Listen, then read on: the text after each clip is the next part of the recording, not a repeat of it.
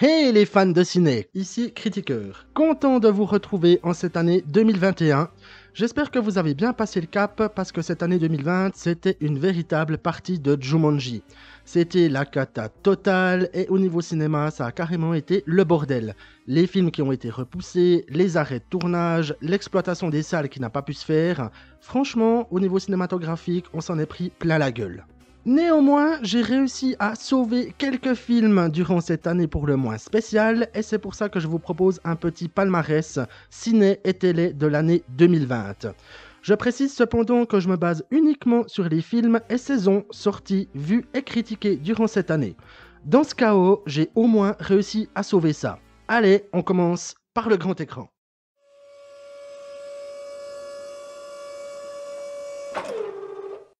À la 5e place, nous retrouvons #Alive de Cho Il-young. Un jeune geek se retrouve bloqué dans son appartement pendant une invasion de zombies. Isolé de tout, il se fait la promesse de survivre le plus longtemps possible. Heureusement, une jeune femme semble également toujours en vie dans l'immeuble d'en face. Est-ce le début d'une solide amitié ? Avec un démarrage record en Corée du Sud, ce film traitant d'une épidémie de zombies tombe à pic, ou non, durant cette année 2020. Avec des acteurs bien dans leur rôle, des touches d'humour sympatoches et des zombies convaincants, le visionnage a été une excellente surprise comme un rafraîchissement du genre. Et en plus, voir un geek se démerder pour survivre pendant une apocalypse mondiale, moi, je kiffe. Et vous pouvez investir dans un drone, on sait jamais, ça peut servir.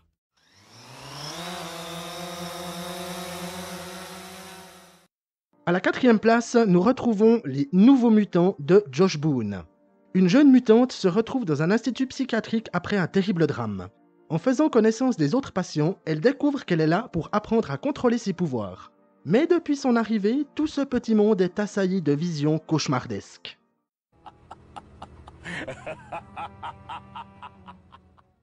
En mélangeant le style des super-héros à celui du domaine horrifique, on obtient quelque chose de franchement sympa avec ce métrage se basant sur les comics de New Mutants, publiés dès 1982. Oui, d'accord, c'est un film popcorn, mais avec des personnages intéressants, des scènes bien fichues et des effets spéciaux rodés, ça envoie du lourd. A noter qu'avec les gros problèmes de production liés au film, il s'en tire clairement avec les honneurs. Et un conseil, ne laissez pas la peur grandir en vous.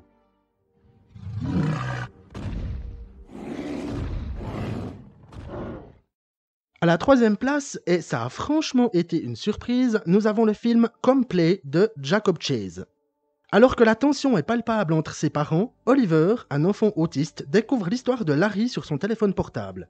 Larry est un monstre incompris et il veut se faire des amis. Ben ça tombe bien, Oliver aussi. Tu veux être mon ami ?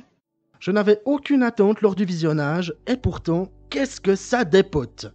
Issu du court-métrage du même nom et du même réalisateur, que vous trouverez d'ailleurs en description, on tient ici un bon film d'horreur. Ne se bornant pas simplement à faire peur et en construisant une histoire bien huilée, le réalisateur parvient à nous coller les miquettes tout en abordant des sujets sensibles et pertinents. La solitude, ce n'est pas évident, même pour les monstres. Pas vrai, Larry ? Non. Il était censé se retrouver tout au fond, mais il arrive à la 2e place, c'est Underwater de William Eubank. À plus de 10 900 mètres de profondeur, la station sous-marine de Tian Industries subit une terrible secousse. L'infrastructure partant en cacahuète, les survivants doivent trouver un moyen de remonter à la surface. Et s'ils n'étaient pas seuls dans les abysses ?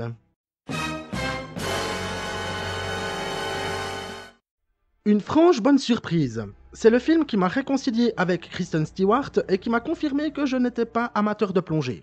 Habile dans son déroulement, nos plus profondes angoisses remontent à la surface grâce à des scènes de tension bien structurées et une histoire simpliste mais efficace. La bataille pour la survie des résidents de la station nous coupe le souffle et le final est, on peut le dire, gigantesque. Pour le visionnage, prévoyez des bouteilles d'oxygène supplémentaires. En première position, j'ai décidé de mettre l'incroyable Invisible Man de Leigh Whannell. Depuis la sortie du roman L'Homme Invisible en 1897, écrit par H.G. Wells, on a souvent vu le personnage au cinéma.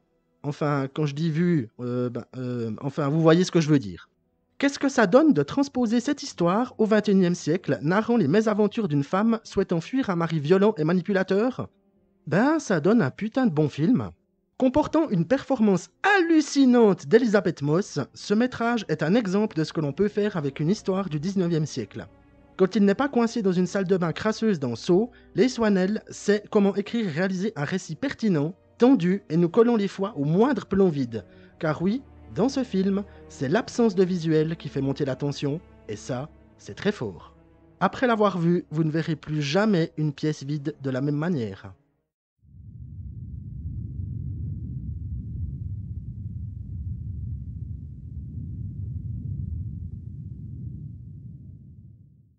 Pour conclure sur le grand écran, malgré le peu de sorties en 2020, dont certaines que j'attendais particulièrement, j'ai au moins réussi à en sortir 5 du panier.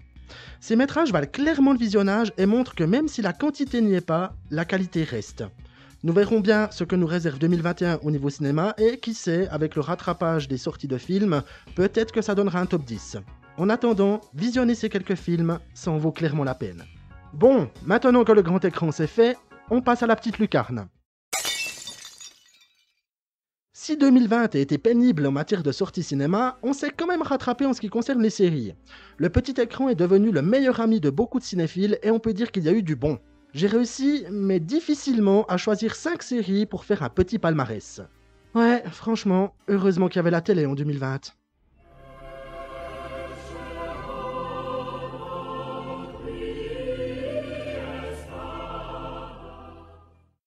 En 5e position, nous retrouvons la première saison de la série Sweet Home créée par Netflix. Alors que la population se transforme en monstre difforme et terrifiant, une partie des résidents d'un immeuble tente de survivre par tous les moyens. Parmi eux, un jeune homme possédant d'étranges pouvoirs. Dernière série critiquée sur mon site en 2020, elle se devait d'avoir sa place dans ce top. Issue du webtoon créé par Kim Carnby et Wang Yung-chan, on y retrouve une invasion de zombies où ces derniers sont remplacés par des créatures totalement dingues. Avec un bestiaire unique et dérangeant, des personnages attachants, des scènes épiques et une tension pratiquement omniprésente, la Corée du Sud nous offre du bon en toute fin d'année. Et une mention spéciale au sourire du monstre protéiné.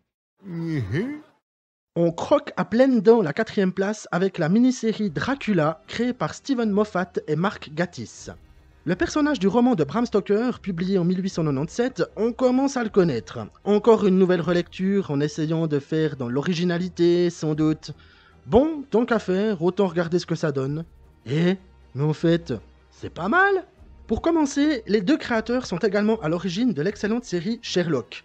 Alors oui, c'est de nouveau l'histoire de Dracula, mais puissamment dépoussiérée par les 2 Britanniques. On se laisse volontiers embarquer dans cette nouvelle adaptation qui ne manque pas de mordant. Avec des acteurs au top, une photographie superbe et de l'hémoglobine à gogo, ça fait du bien de constater qu'on peut faire du neuf avec du vieux. Et puis comme on dit, mieux vampire que jamais. En 3e place, on se transporte dans un univers parallèle avec la première saison de Alice in Borderland, créée par Shinsuke Sato. 3 potes se retrouvent propulsés dans un Tokyo pratiquement vide. Ils apprennent rapidement que pour rester en vie, ils doivent posséder un visa. Pour créditer des jours supplémentaires sur ce dernier, la seule manière est de participer à des jeux pour le moins sadiques.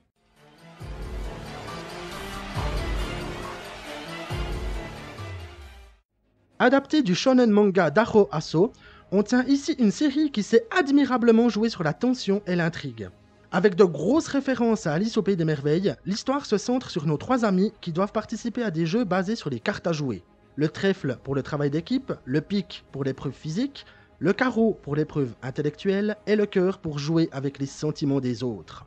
Bien fichu, avec de bons acteurs, des intrigues à ressort et une tension bien maîtrisée, les dernières images ne peuvent que nous inciter à voir la saison 2. Bon, moi je m'en fous, pour 2021, je joue mon Joker. Je vous laisse ma carte. En 2e place, je ne pouvais pas faire autrement que de mettre la saison 2 de Doom Patrol, série créée par Jeremy Carver. Après les événements finaux de la première saison, l'équipe de la Doom Patrol accueille la fille du chef. Mais leur déboire ne s'arrête pas là, car cette dernière semble être poursuivie par une malédiction. Qui plus est, les membres de cette équipe hors du commun ont quelques petits soucis familiaux. Déjà que la première saison pétait tout sur son passage, là, on prend les mêmes et on recommence. Les personnages, magnifiquement interprétés et sur lesquels nous avions déjà beaucoup appris précédemment, continuent de nous étonner, de nous faire rire et de nous faire fonctionner les glandes lacrymales. Cette série, c'est le plus beau bordel organisé que j'ai pu voir. Si vous aimez les super-héros qui n'en sont pas et les histoires complètement barrées, il vous faut impérativement procéder au visionnage. Et que dire du final? C'est quand la saison 3?